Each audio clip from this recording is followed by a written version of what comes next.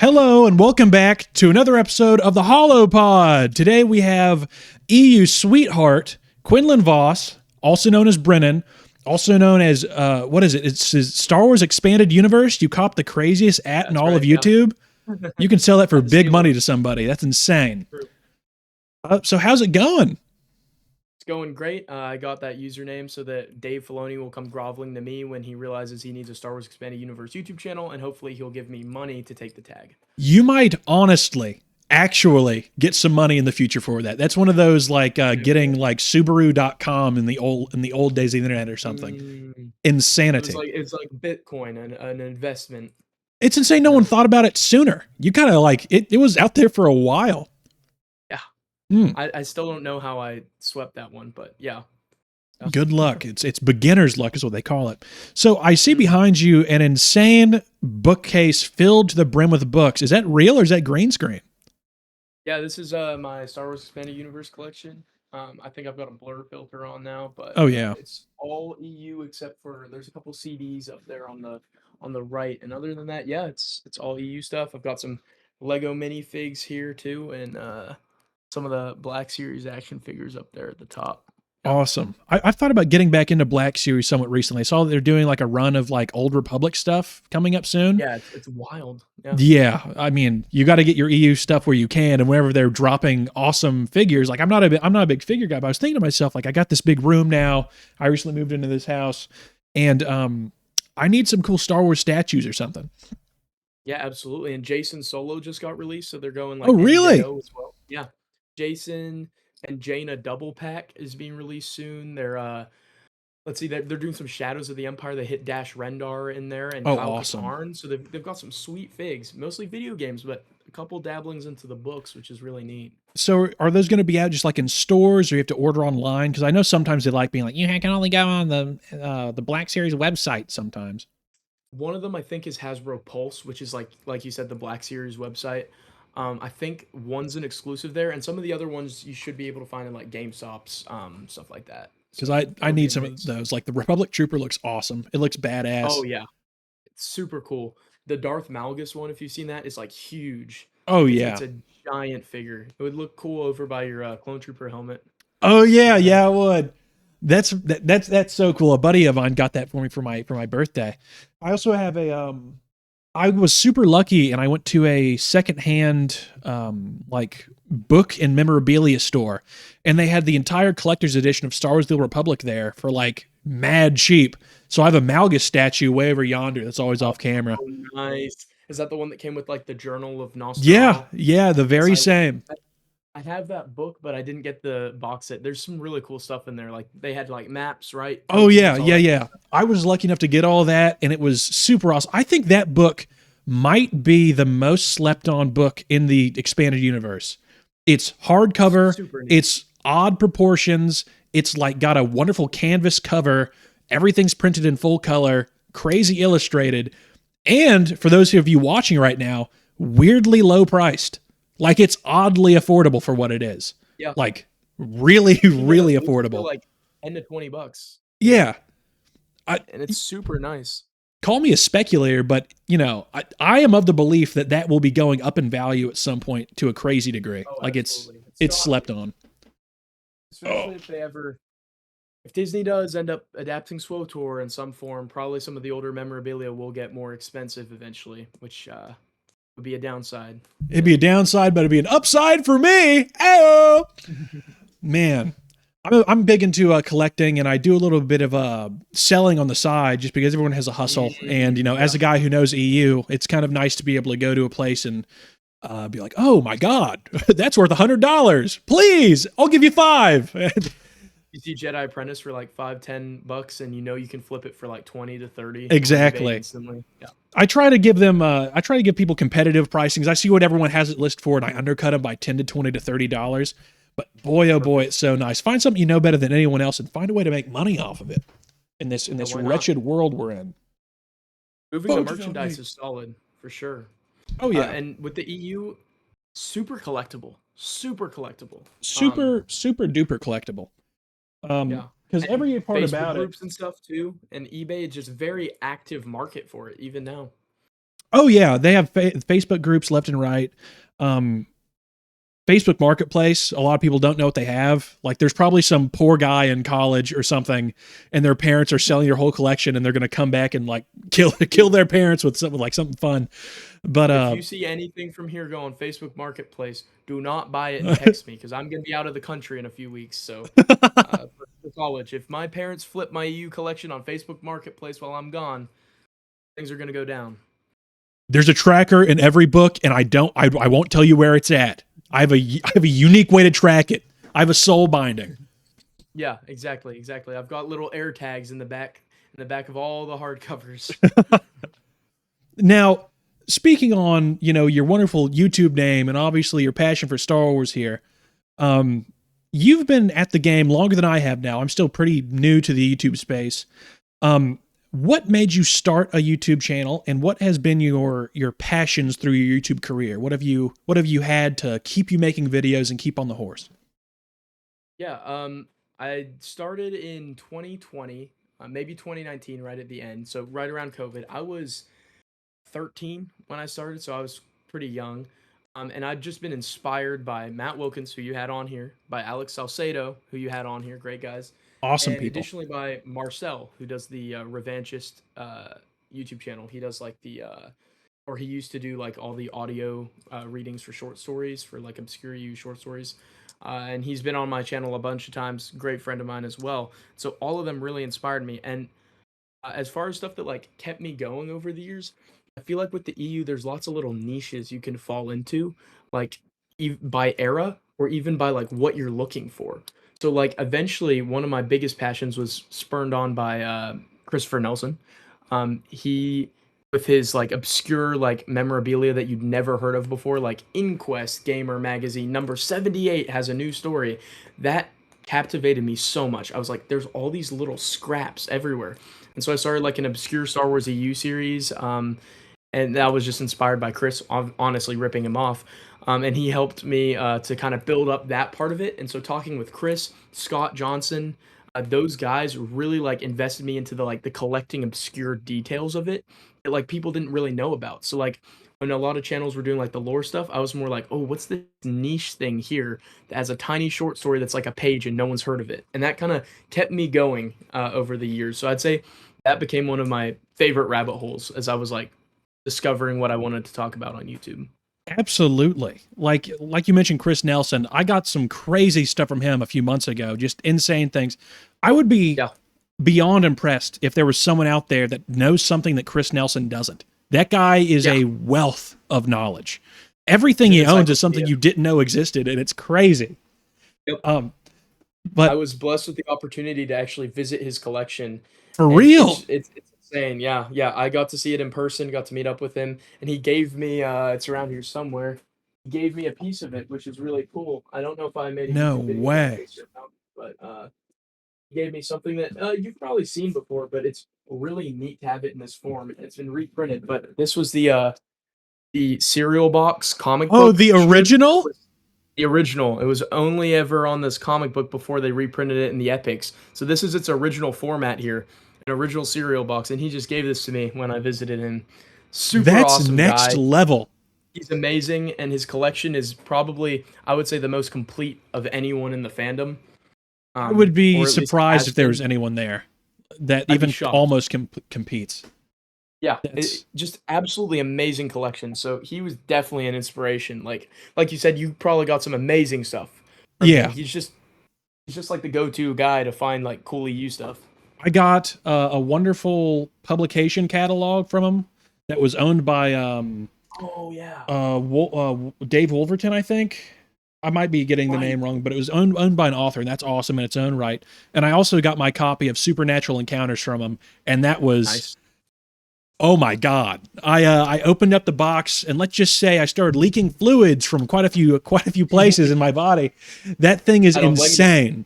It is. It's so cool. I'm So surprised my heavy. shelf can hold it. It's a Leviathan. Which one did you get? Did you get the which cover did he have? Was it the original hardcover backing one It is with like the hyperlink on? original hardcover of, like, the normal, not the Legend Expo one, but the original, Okay.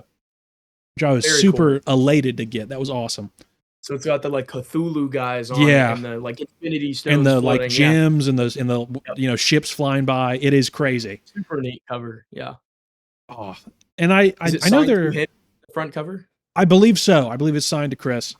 That's really Because cool. of course it is. Everyone knows who he is. If they bring back the EU and they don't mention some of the like legendary figures in the community like Chris Nelson, I would almost be offended because they are truly the ones carrying this Star Wars torch through this very very dark winter night we're going through. Matt Wilkins, Chris Nelson, the Twin Suns founders. There's so many people who are they are literally the only people carrying the torch. And I guess who's that one fellow? I don't know his name, but he runs the YouTube channel Corey Loses. He's carrying a pretty big torch as well. He's the guy who does all the Empire at War mods. He made Thrawn's Revenge, Right. which is very very Yeah. big. The video game stuff on that end, crazy the amount of modding on that. It's really cool that they kind of kept that alive. It's a corner I'm not super familiar with, but I know so many people who've benefited from their hard work and just incorporating expanded universe themes into that game. Like it's actually crazy how like active that community is still. It's After all these crazy decades. active. It is getting updated currently all the time. Every year there's like one or two big updates. And I'm guessing you're not a very big gamer guy. Ish. I got into games from the EU, so any games Wow. that I got into were like Knights of the Old Republic. I've played through Force Unleashed. I've played all the Dark Forces games. Absolutely love them. I've played Republic Commando, stuff like that. So I've Amazing game. basically played almost every EU game. I've played almost everyone. There's a few that I'm missing. I haven't played some of the GameCube ones, the Game Boy Advance ones, the Nintendo DS ones, but I've played the majority of the like more mainstream ones. That's basically my exposure to video games is through the EU because I just wanted to learn more about the gaps in between the books and the comics. Have you played Bounty Hunter? Yes, I Okay, did. I good. actually got an emulator to play that one. It was super fun. They just Kamari recently came out with a remaster on for Steam, the and Switch, right? it's for It's on Switch the and Switch for too. the PC. It's awesome. That's awesome. Are the Uh, graphics updated or? it's like upscaled and stuff. Like it's still a game from like 2005, but it looks Right. shinier. But a game you definitely need to play is Very the neat game game. that dude mods. Oh yeah, and you can like scan bounties and stuff. It's awesome. It's I love Super cool. Django. All the Yeah. Django lore I can get, the better. It made me really sad that when I was playing through that, it made me sad that we didn't get any kind of like game with Boba Fett. Um, Oh yeah. really, I mean, we like almost it would have did. been really Very cool. We almost close. did. We're so close. It was too good. But People yeah, would have liked it, so we're not allowed to have it. exactly. The It was mall interesting. game, controversial take. I think the mall game would have been really cool if they got the lore right. If Oh they had yeah. it as like a clone set in the Legacy era, I think it would have been really cool. And who knows? It might have, with games like that were so early on development and concepting, that probably would have been the way it went. It's kind Yeah. of like whenever George comes in with a crazy, wacky idea, it's usually like, make it happen. And they're like, how are we going to do it? How are we going to do this? And then they probably would be like, well, it's a clone made of Maul's DNA because he got cut in half and his legs got sucked into Auto Gunga or something. And they would Yeah. have figured out a way to Probably make it taking work. off of there was a Tales short comic where there was a clone made by the Empire that fought Vader that they'd made off of his legs or something. They could have said that like that base like was like in isolation for years and then they found the DNA again. I don't know how they would have explained Savage Opress being there. But like explaining the clones in like the Legacy era and Talons in there, I think it would have been neat. Like Oh, yeah. Bell Super Empire good. type of stuff. Like Cole Skywalker in the video, like it would have been really cool to get a video game in that era. I think. Oh, yeah. It's just. It bothers me so much, and it bothers everyone so much that you're a multi-billion-dollar company and you purchase this IP for however many lifetimes worth of money, and you scrap everything and then you don't talk about it, you do nothing for it, you just make a few action figures every year and call it a day. I've said it before, but my big conspiracy theory is Star Wars, along with plenty of other popular franchises like Marvel, DC, Halo, all of these franchises got bought and are being ruined for like nefarious purposes. I believe it is like a controlled demolition of things people care about. Because if it was just Star Wars getting the short end of the stick, like just bad management or whatever. But they're even trying to ruin Lord of the Rings with like that really shitty TV show. Everything is getting bad. Gollum movie coming out. Yeah, And stuff it's like that, yeah. And there's far too the list much is for it to be extensive. just. Oh yeah, Like, it's Indiana Jones, it's Terminator, it's Alien and Predator.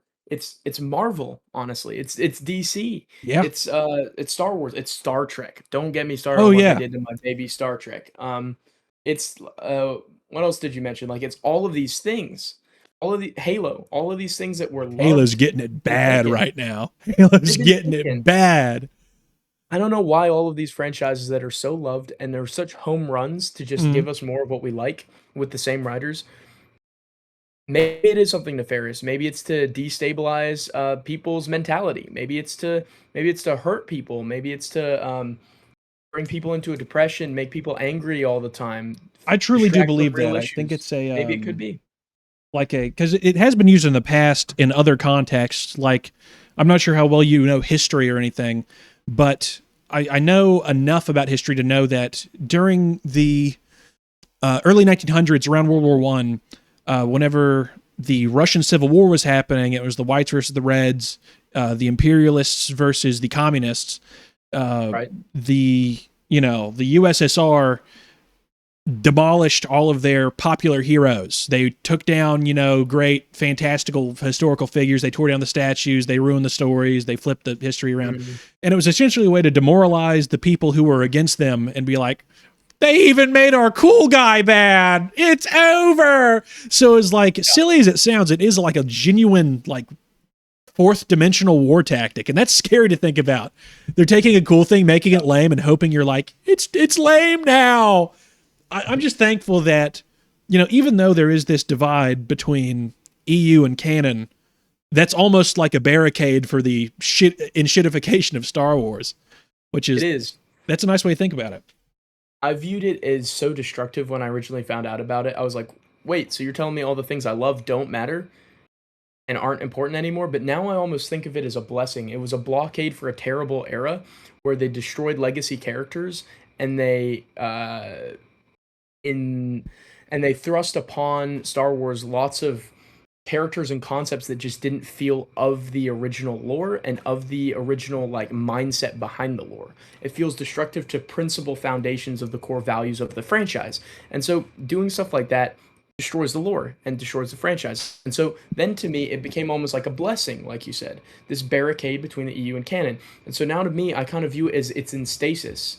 It's like right now it's being like held in a bacta tank, healing and licking its wounds while the rest of the franchise is out there dying. And the EU is like this preserved golden nugget of good storytelling. And maybe we can open up that gate, let Luke out of his tank, put some clothes on that boy, and make sure he's not floating in his boxers for eternity, and like reinvestigate these storylines that we love. And almost it's a good thing that it's being preserved right now. And yes, there's still new material. I've covered it on my channel. Like 108 came out, new SWOTOR short stories, new SWOTOR video game updates. Ooh, they're still That making short stories for SWOTOR? the last one came out like 2-3 years ago. So I had no idea. decently recent. Decently recent. We've gotten, I think it's like 17 new short stories since decanonization on the website. And so very little scraps of new information. So we're still getting a little bit, like a little drip, a little like a tiny amount, a little stream. And so I hope one day they like open the floodgates and like really give us tons more content and like it's preserved. It's not been destroyed. These stories are still decent, you know? Absolutely. And it is one of those things to where if they did bring it out of hibernation or whatever, I would almost, like don't touch it for like Star Wars would have to die and go radio silent for a while. I would not trust them doing anything with it now. I wouldn't trust them doing anything with it for like, another couple of years. They would have to do nothing. And then the real scary part is if they do, like, it's the big expanded universe is back, guys. We're releasing a new book and a new show and a new game and everything else. And then if they fall on their face, it's fucked. It's over. Then it really is over for Star Wars. If they come out with a new wave and it's awful, it's that would be horrific. Thankfully, it feels like they already tried to do that with TCW. TCW was very hit or miss for me. Like I grew up with it, so I have a lot of nostalgia for it. oh, same and there's here. elements I really love, and then there's stuff in there that's like destructive to the pre-existing lore that I do think can be worked around. It felt like it was a hurdle that it did overcome, and I think TCW and the EU can be melded together. But I feel like that was like almost an attempt to like bring a wave of Star Wars in. It hurt the brand, Mhm. and ultimately it kind of survived it. And I think is still compatible.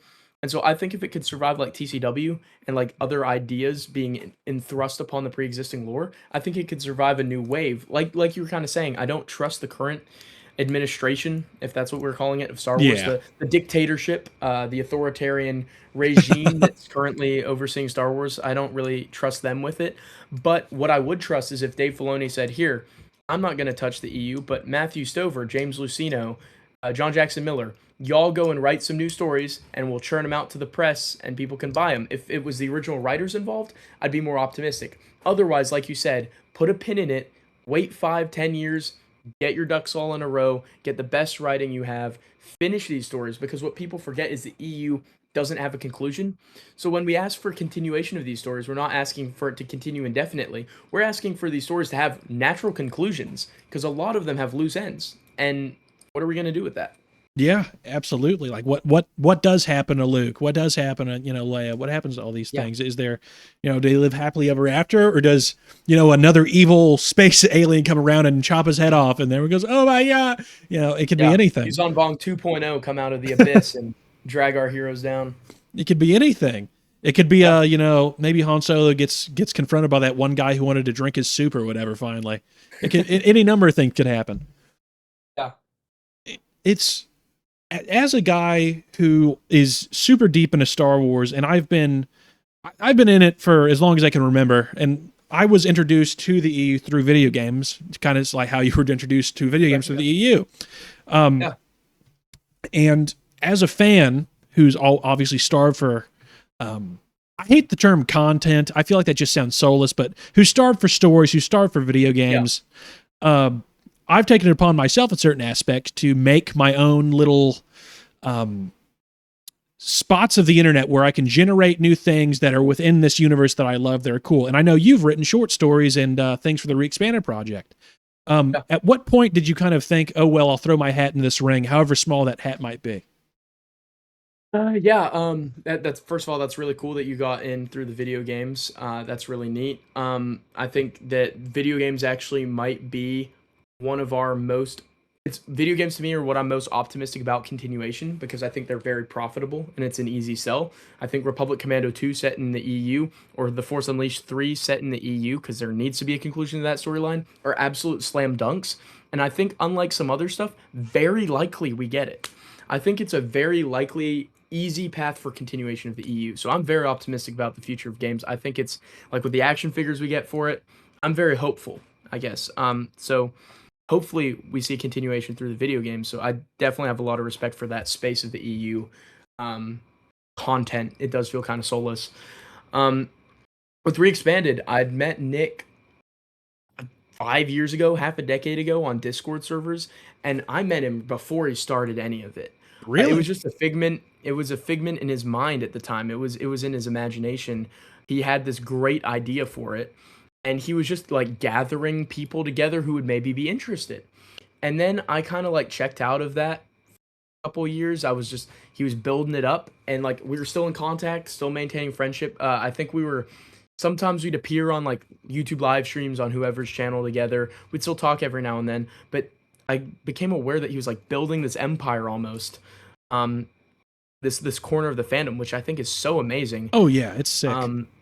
It's so cool. And so I hopped on board when he had the idea of the Tales prequel series, to mirror like Tales from Mos Eisley from A New Hope, Tales from the Bounty Hunters from Empire, and Tales from Jabba's Palace for Return of the Jedi. The prequel movies never got Tales from compilations. So he set out to do Tales from the Pod Racers, Tales from the Outlander Club, and Tales from the Opera House, all of which are now released. And With I awesome was there. covers. Amazing. They're absolutely amazing. Yeah, I've got one of them right here. Oh, really? You have them in print? Oh, that's sick. It's pretty neat. It's a thick book. It's a chunker. I But know yeah, that. it's still surreal seeing my name on like the back. Oh, Of it. that's so cool. Yeah, it's really neat. And then there's artwork on the interior too. They really recreated the product of the originals, how they were. Like there's just art all throughout. just like the original stories, they're really replicating the original. So what I love about it is it's so faithful to what was before, and I'm very grateful to Nick for that because it could have been an easy gimmicky thing, and it could have been like projecting our own ideas onto the lore. But what I found with Re-Expanded is they're so respectful, like go out of their way to be respectful of the original expanded universe lore, and their mentality. I don't think they can correct me if I'm wrong in the comments. Their mentality isn't this is what we're doing instead of having a continuation. A lot of the people there are still hopeful we get continuation, but this is something that we're really passionate about as fans of storytelling and contributing our own stories that are faithful to the original canon. And I think they do an exceptional job. Their stories are really good. There's so many in here that are like I'd say watermarks of like high literature. There's some like deeply philosophical and moving and emotional storytelling in here, and I'm just honored that my stories get to be a part of it. I don't think mine are the best of it by any means, but it was just fun to throw some of my own ideas into the lore. And I really like that instead of moping around and kind of feeling sad, which is something that I'm kind of prone to do about the EU, about the state of Star Wars, it's very easy to say, woe is me, woe is the EU, screw you, Disney, why have you done this to me? I've fallen into that pitfall for years. They're doing something really positive, which is finding an outlet for this creativity and for this love of the expanding universe and storytelling, and they're injecting it all there. And I'm very thankful that Nick's given that outlet for hundreds of writers already. Like I'm pretty sure there's hundreds of people in that Discord, Sure. and they operate it super well. So many storytellers in there already, and we're weaving continuity across stories, just like how the EU used to. And I think it's really neat.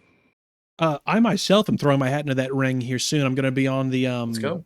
the Life Day Tales. I've been putting off writing for it for a while. I'm not sure how much you watch the channel, but I've been crazy busy for most of the last year. I had a wedding, so for months it was put on the back burner. I have the idea in my Mrs. Holland, the very same. I have the entire story in my head. I have this vivid outline. It's just a matter of putting it to paper, or I guess text in this instance because I'm typing it out. Because it's hard. It is, and it's just going to be so obviously. No one's that big of a fan of the holiday special. It's a very goofy thing. It's a very goofy time. You have like Itchy and Stinky, aren't there? Isn't that their names? Yep. So it's not something that people are like inherently. Holy shit! Is that like an actual? Wow! It's a bootleg. It has George's quote at the top. If I had time and a hammer, I'd track down every bootleg copy and smash it. That's awesome. Sorry, you were saying. Yeah. Oh, you're saying it's not? It's no one's favorite Star Wars thing. It's probably going to be even less popular for people to go out of their way and read fun stories about it unless they're super into the EU. Sure. So I'm taking that as a challenge to be able to turn it on its head. And I've read a few of the short stories people have already written for it, and they're kind of goofy in the same spirit of that.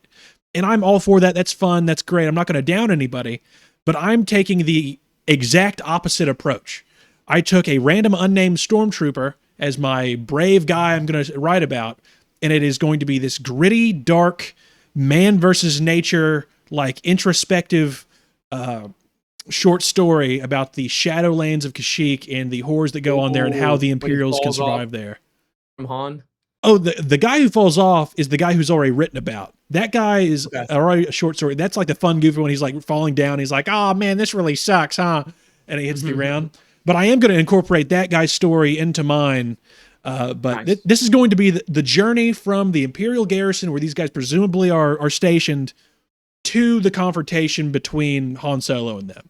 So probably cut off as soon as that gets there.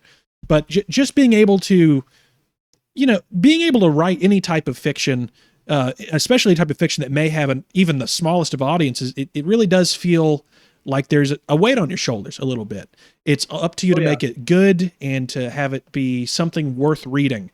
And that's I enjoy, I really enjoy literature and writing and being able to convey very, very, I don't know what to say, good feeling emotions conveyed through spoken word or written word. I make music as well, so I really enjoy that. It kind of flows out onto the page. Love the guitars in the background. That explains absolutely. That. Guitars and basses. I'm more of a vocalist. I wish I could play those as good as I can sing, but I replugged it once, but I'll plug it again. I have music. It's Nolly Rich on Spotify. NOLLY Rich. Anywho, That's awesome. I know yourself.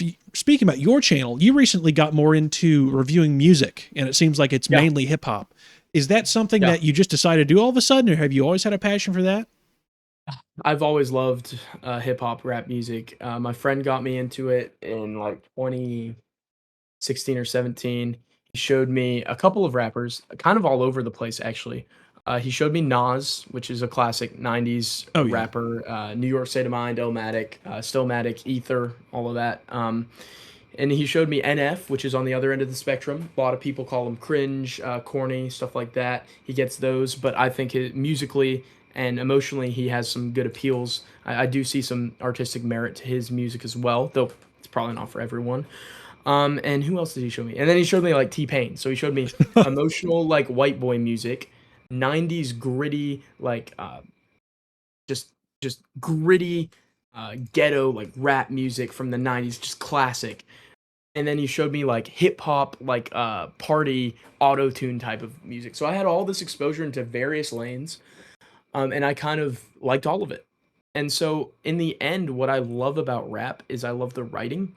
I love that unlike pop music or traditional pop music, one thing that gets on my nerves is the repetitiveness of the themes and even the lyrics themselves. So Hmm. one thing that I appreciate about a rap is just how diverse the vocabulary is. When you find a good rapper or good rap music, Kendrick, Kanye, Eminem, Dre, Jay Z, Wu Tang, R.A. the Rugged Man. I could just go into so many niches here. There's so many rappers who use such a complex vocabulary. ASAP Rock. There's their vocabulary is so dense. Their understanding of the English language is so deep. It's literally modern day poetry. The lyrical ability is what keeps me there. As I'm going for an English major degree right now at college, so I've always been a writer and loved writing, and had a passion for it, and that's why I'm a fan of the storytelling of the expanded universe, and it's why I'm a fan of rap.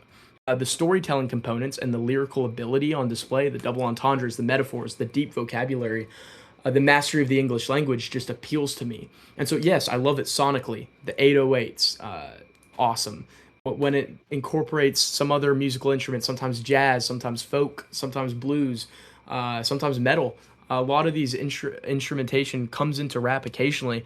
But one main passion for me is just the writing. It sounds good sonically, but the writing is what keeps me there. So I'd love this for all this time. And I'd always said that my channel was just going to be the Star Wars EU, but it just bled into movies, to comics in general, to lots of other stuff. And so then it became like a natural extension. If this is for my hobbies, then I'll just talk about my hobbies. And so I acknowledge that it's kind of different audiences. It's kind of the Matt Wilkins philosophy, board games and Star Wars. Yeah. You're going to get some of both. And so ultimately, I was just like, it's my channel. Might as well talk about what I want to. The people who are there for the Star Wars content, I'm sure, get uh, I roll their eyes when it's like another rap reaction or video about rap rankings or whatever. But it's really a passion of mine, and so while this is kind of in stasis, I'm really investing into like my CDs and rap music and hip hop, and it's just so artistic. It's so artistically done, to quote Theron. I just love it. There you go. Tying it back in. What Yeah. what's your music of choice? Um, as corny and as cringe and as lame as it is, because it really is. Everybody who says this, 99 times out of 100, they're lying through their teeth. But it really is kind of everything. I can go back and forth between listening to like old '40s country and listening to modern day like hyper pop, or any type of weird like Russian punk. I really do. I have a very Okay. eclectic taste of music. You could Like, go like Johnny Cash to like BTS or something like that, just like yeah, polar opposites of the I spectrum. can. There's. I like noise music. Have you ever heard of Les Rally's Oh Duna yeah. Day? Like, Okay. I go through everything. I really do, and I try to take that same philosophy and put it in with You heard of the music that I make. Quadeca? Kladeca? No, never have. He's like a rapper who incorporates like noise music into his albums, so they get like really like artsy and like all over the place with just like the the sonic production to it. Like Sounds like something it's I'd like. I do love a good. I think the best way I like to describe it is I love a good overwhelming music. An overwhelming wall of sound is something I really like. But there's a good way to do it. There's a horrible way to do it. Yeah, you can make noise that sounds like shit, and some people like that. Or you can make noise that sounds like something you've never heard before, and that's what I like. I like being overwhelmed, but thoughtfully so. like experimental in like a thought provoking direction. Kind of. It's just I wish there's a better way of saying it, but there's a way of doing overwhelming, like ridiculous, like ear rape sound in a way that feels like that's what's supposed to be happening. And there's a way to do that to where it just feels that the guy's a fucking idiot and you're supposed to like it. And it really, like, you know, that's different for everybody. But yeah, I love everything. I like to try to make everything. But my general listening would probably be what I would label as modern day punk, which is different than, like, you know, the Blitzkrieg bop or something. It's much different than that, but just kind of like not like, would MGK fall into that kind of stuff? No, sir. Not like that pop punk stuff. No, right? no, Like not that. punk stuff. Yeah, I like some of his stuff, not a whole lot at all. But when I say punk, it means, like, you know, what punk used to mean. Like before punk was truly a genre, it was more of like an attitude. And in the modern day, punk still exists as that. You know, it's not like there's not really a genre attached. It's just stuff that the dude thought sounded cool, and he's throwing shit at the wall.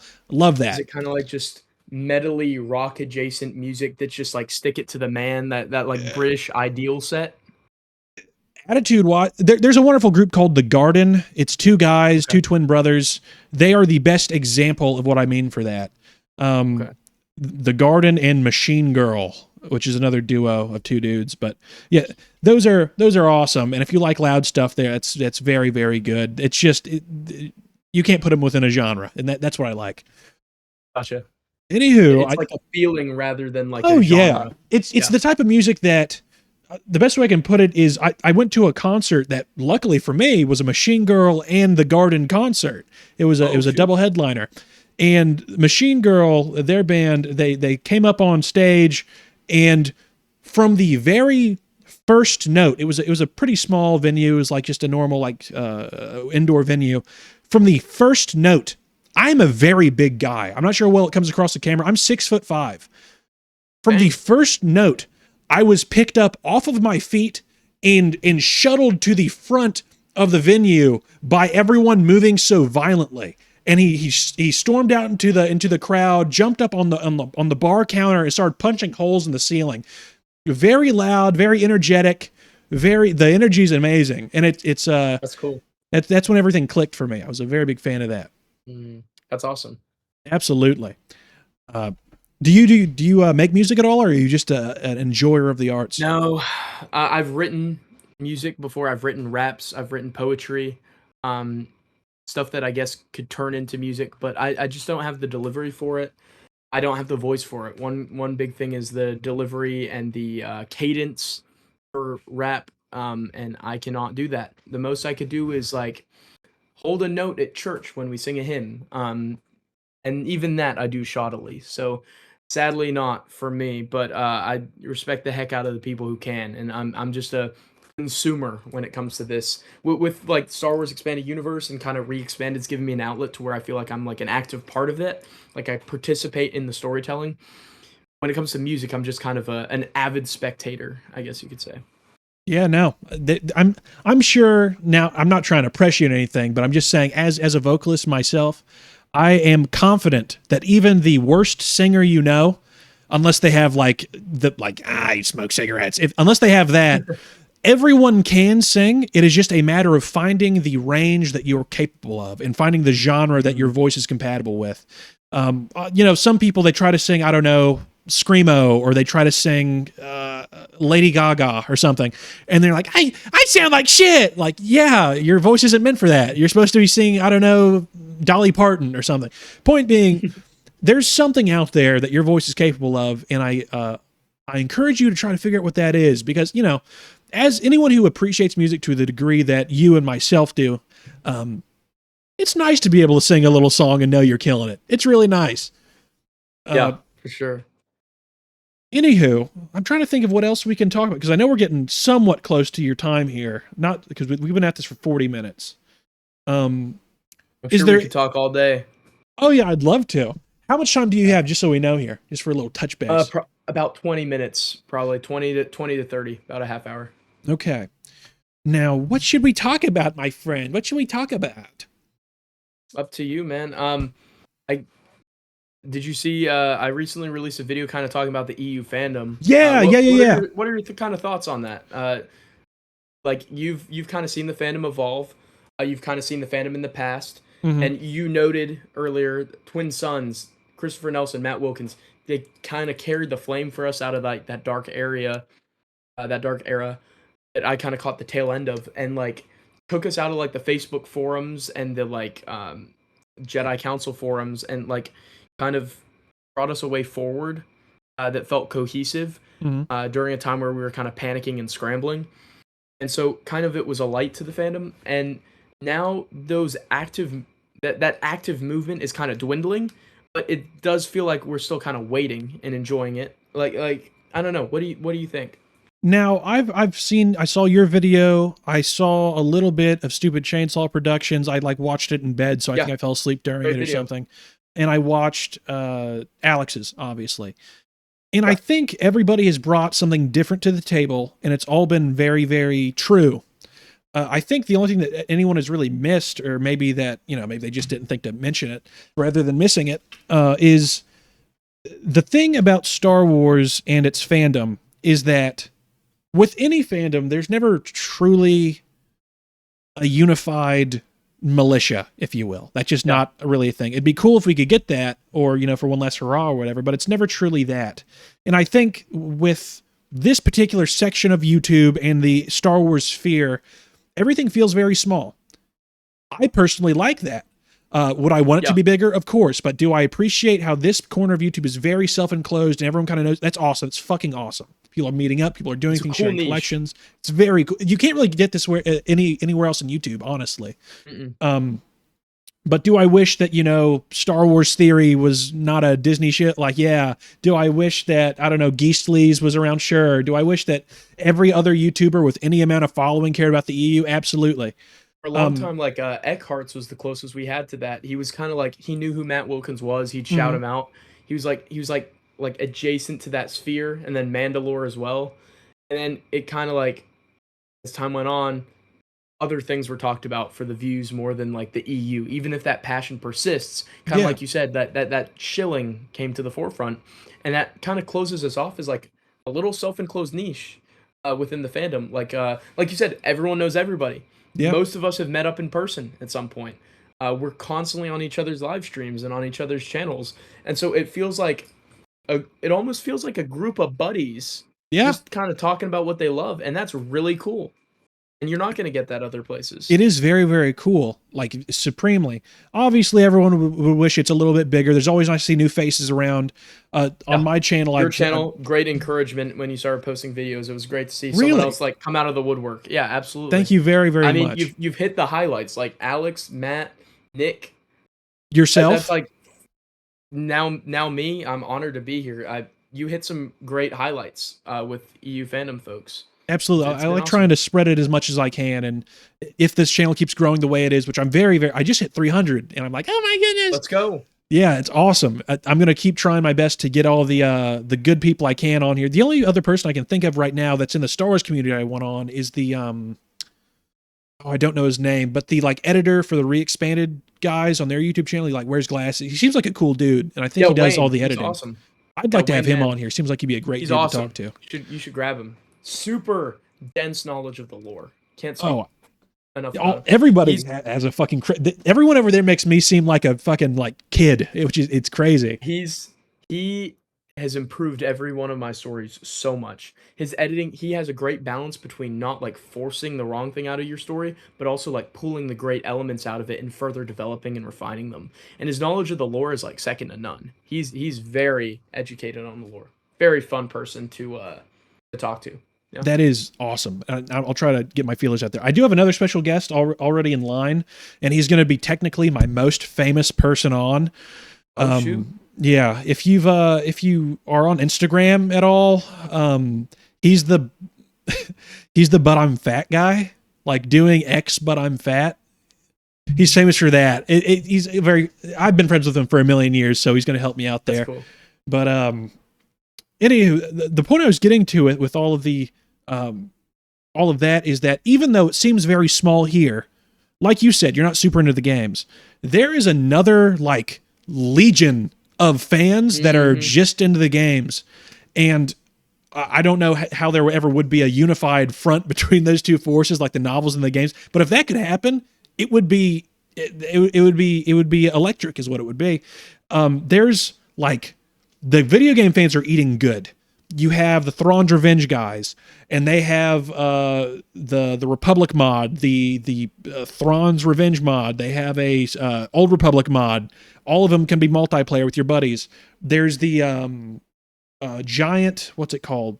Battlefront 3 Legacy mod coming out for Battlefront 2. They're literally remaking from scratch Battlefront 3, the canceled game we never got. And that's coming out like this year with a campaign, with a multiplayer, with all these things, space to ground combat. You have people like myself. I'm making a mod for Gary's mod that's all about like role playing and being able to go throughout the Star Wars galaxy and make your own group and your own way of life. You can be a crafter, all these things. There's Awesome. infinite things coming in, like it feels like every other month. There was just another mod that dropped like last month. Even officially, we got the Dark Forces remaster not long ago, and we're getting like you said kind of earlier, like ports to Steam and to the Switch. The Switch has just gotten like so many old Star Wars video games moved over. So like even like officially, a lot of these games are finding new audiences. Like a lot of these older games are coming back, and it's amazing.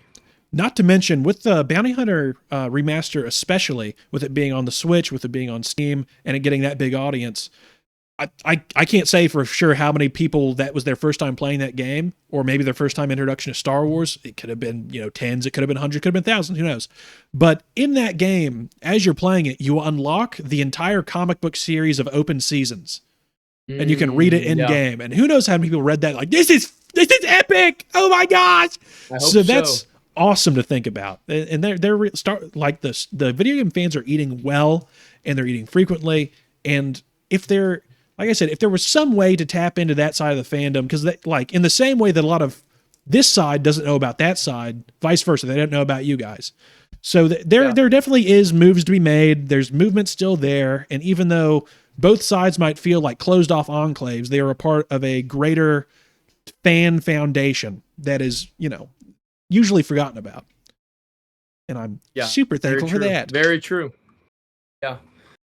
They are kind of operating on different spheres. It feels like everyone's kind of off in their own corner, and a lot of us still want the same thing. So it's just about, I don't even know if it can be mobilized, like you said, because just lots of wants for different things. That was a point Jeremy was making. I watched that video today from Super Chainsaw Productions, and a valid point indeed. And yeah, like you said, the video game fans, like if they find open seasons, if they find the SWTOR tie-in books, there's a lot to tap into. And they're sometimes only a few clicks away from a whole world of opportunities. I know a lot of people who came into the EU through Kyle Katarn and Dark Forces, through Republic Commando, through Force Unleashed. Yeah. And so like there's a lot of people who came through those means, those channels, and that's absolutely awesome. And I hope that continues. I'm glad that y'all have so much content to enjoy right now. I mean, I've benefited from it as well. Like the Dark Forces remaster was amazing. I have a ton of EU video game action figures on my shelf, and it's awesome to have that means of getting to keep engaging with this world. Now, this is only vaguely on topic. If it's stupid, let me know. But so the server I've been making, it's not the first time I've made. I've been making it over since I was in middle school. It's been a passion project of mine, just working on the background. How many years is that? A decade? Yeah, since like 2016 or 15. So it's been a while. Wow. And I'm very thankful I've worked on it for that long, because, whenever you're in middle school, when you're a little kid, you think you can do anything. Like, I can make a Star Wars server and that'll be really easy. And then all of a sudden you got your head in your hands like, how do I do this? How do I do anything? And then you have to learn how to code and all this stuff. But with the most recent time the server was up, the like video game logs every action that happens. It logs every text conversation that was said. It can't log voices, so we don't know about that, but it logs the actions. It logs attacks on different factions. It logs vehicles being stolen, explosions happening, anything that can be tracked concretely. It was logged. And one of our developers for the project just today took the entire Leviathan text log of everything that had happened in the Star Wars server with the Empire and Rebel cells that weren't quite united because it was just after Order 66. And I hate AI. I'm going to be the first to say I fucking hate it. I want AI to be taken out, back, and shot in the head. But he plugged this giant text file into an AI thing he had, and he essentially said, describe this in a human like modality, like write this out so a human can read it.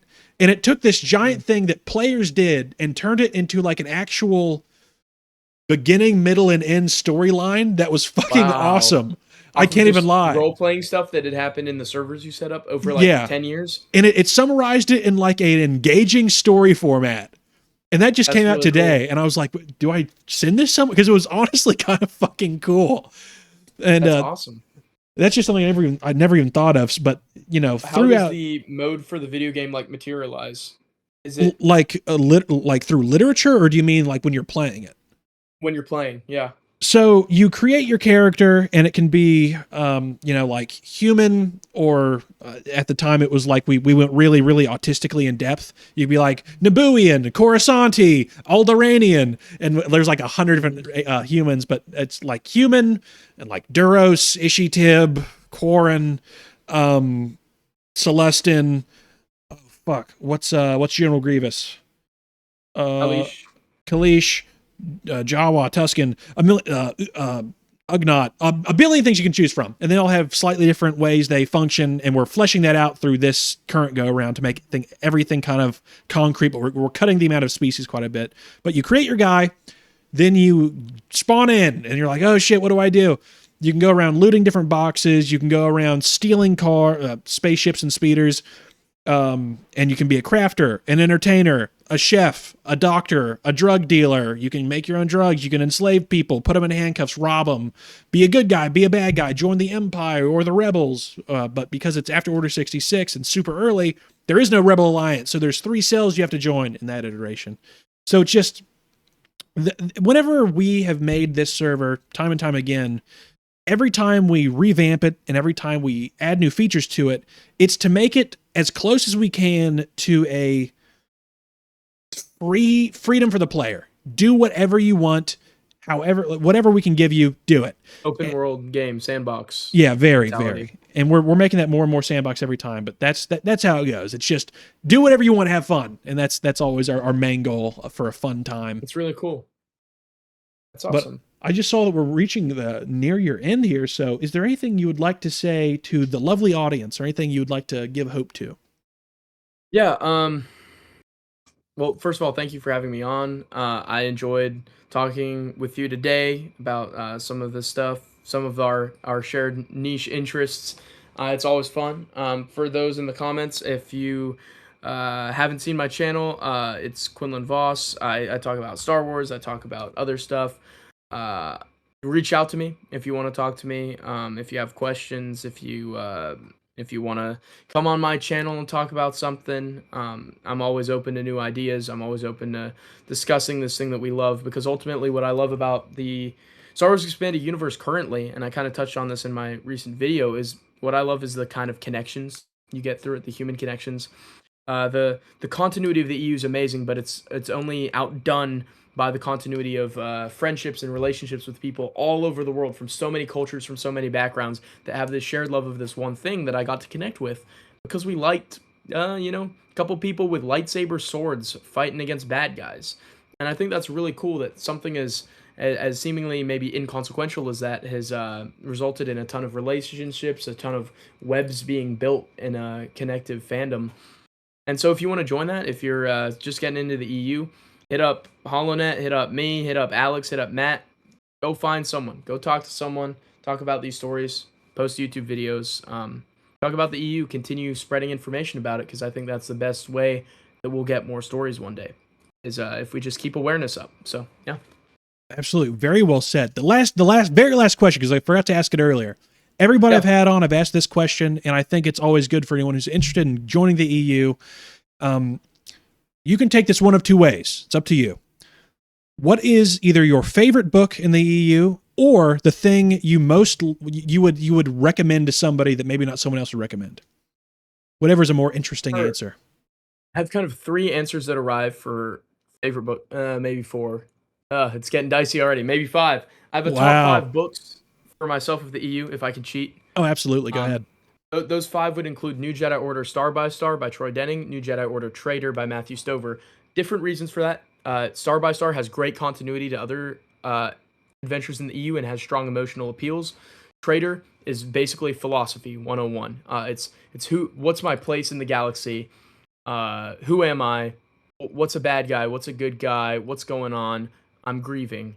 Uh, Darth Plagueis is a mastermind of Oh, good. continuity, inner political storylines, chess being played by our favorite Moon, and additionally, Kenobi is up there. Very strong emotional appeals in that book. Very resonant characters. Very much weight of decisions, and the characterization of Obi-Wan, I think, is second to none in the EU. Fifth is Supernatural Encounters. It's basically the final story you need to read in Wow. the EU. Storylines to everywhere, references to everything. There's something for everyone in this book, and it is so well written. As far as what I'd recommend for someone just getting into the EU, I'd honestly recommend the Republic comics. I think they're very accessible because they're set between Attack of the Clones and Revenge of the Sith, and so you'll see a lot of themes that you're familiar with if you just had exposure to the films. And I think the writing in there is so gritty, so dark, so dense, and so interesting. And it introduces you to so many characters that have appearances and have references in other EU media. So I feel like that's actually a good starting point that you can kind of spread out into the larger EU from there. And also my boy Quinlan Voss is in there, so of There course you go. I had to rep him. So yeah, Awesome. Awesome answer. Thank you very, very much for your time. I appreciate it absolutely. so much. Letting little old me have big old you on this channel.